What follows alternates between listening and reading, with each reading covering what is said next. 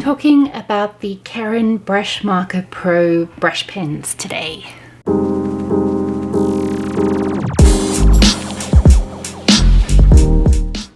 Hi everyone, welcome to today's video. Today I'm going to take a look at the Karin Brushmarker Pro, and I'm going to be comparing them to the other brush markers I have based on the comparison chart.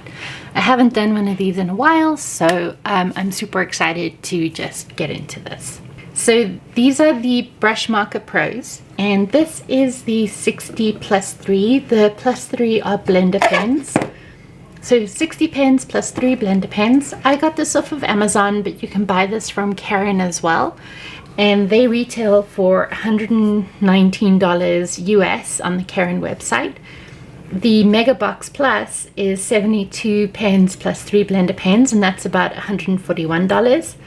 And then you get a mini box with 26 pens and 1 blender, that is $50.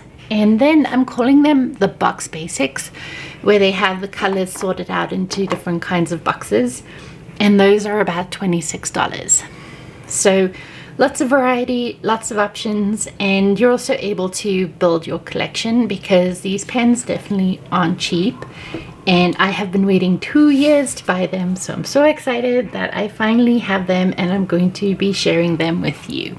We can first take a look at the pen. There is a clear barrel and it says 2.4 milliliters. The cap is secure. It's pretty securely fastened, which is great. You can see the ink in there. It is a thick brush tip, thicker, I would say the same thickness as the Tombow actually. It's got the name of the markers on it as well, and this is made in Poland.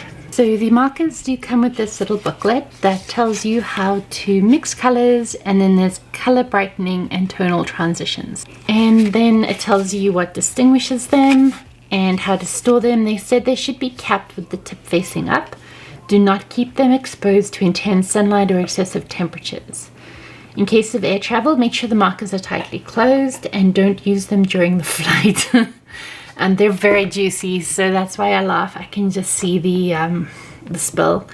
And if they dry out, then they should be closed and put away with the tip directed downwards for about an hour. Okay, so some of the cons I've experienced. I'm very scared I'm going to hurt the brush tip. I don't know if you can see, but there is a container within the lid. And so I'm scared that I end up jamming the tip into the side and then I end up furring the brush because of that cap that's in there. It does take some effort to push the tip cap onto the pens, so you just want to keep that in mind. Like I mentioned, they are very, very, very juicy. So in my favorite 160 GSM journal, I wouldn't recommend using these unless you have a very light touch or using it on a different surface. So I would say those were the cons. The price, I feel like they are expensive, but if you consider that a pack of 11 is $26 and Tombows retail for about the same, they're pretty comparable in general. The only biggest difference to me would be availability. You do get these on Amazon, but it's limited which sets you get on Amazon. For example, I didn't see any of the mini sets for $26. I just saw this one. So that's also something to keep in mind. For me, the pros they are so vibrant. There are so many colors. They're so fun. I consider the juiciness to be a pro as well, so that if you are blending on something that's a bit thicker or coated, these are going to be an absolute dream to work with. I love the shades, how their gradient moves in the shades of the pens. I really do love that too. And I love the coloring, how thick the tip is. So the tip is about the same thickness and flexibility as a Tombow marker is, so that's something to keep in mind as well. Otherwise, yeah, really fun. I like how it has the spot where you can hold it. It's comfortable. I mean, I'm used to using longer markers, so that threw me off a little bit, but other than that, it's been fine. And I love that the color name is on the pen as well. One last con I wanted to share with you: depending on what surface you use them on, they are going to smudge. So also just keep that in mind. You're going to want to leave ample dry time. For example, on a coated or a smooth surface, these will smudge. So definitely keep that in mind while you are working with these guys. As per our other videos, we're going to be blending these 3 ways: as a blender pen, into each other, and then with a water pen. And then I will be doing swatching with them. And if I can get my act together, I will be sharing a hand-lettered piece where I use them as well. So let's start looking at the blending. Okay, so I have picked Arctic Blue and Cyan to do my blending with. We will be using a blender pen, a water brush pen, and then of course blending them with each other. So let us take a look and get going.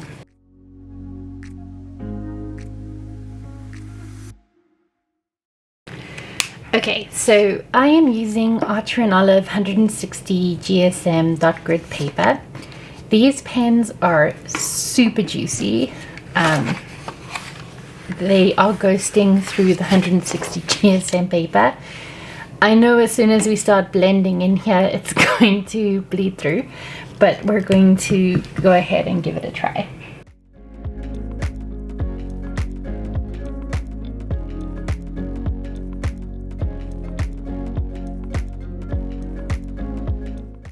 So they blend pretty well together. You want to blend as soon as you put the ink down.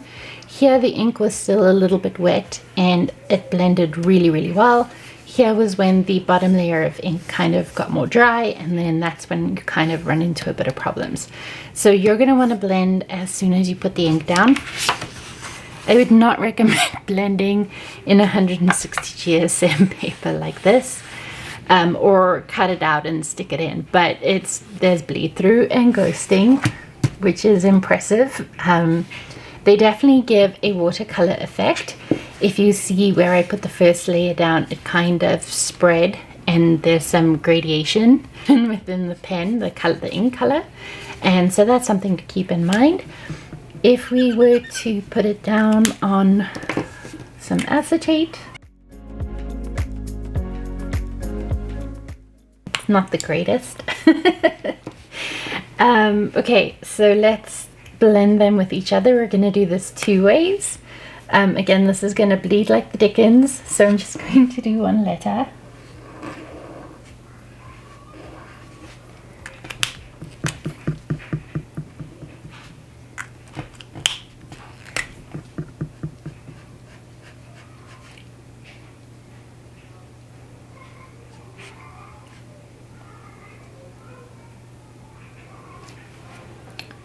So I love that. I love that so much.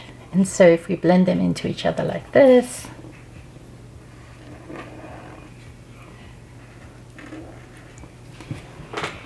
it looks practically identical, which is really cool.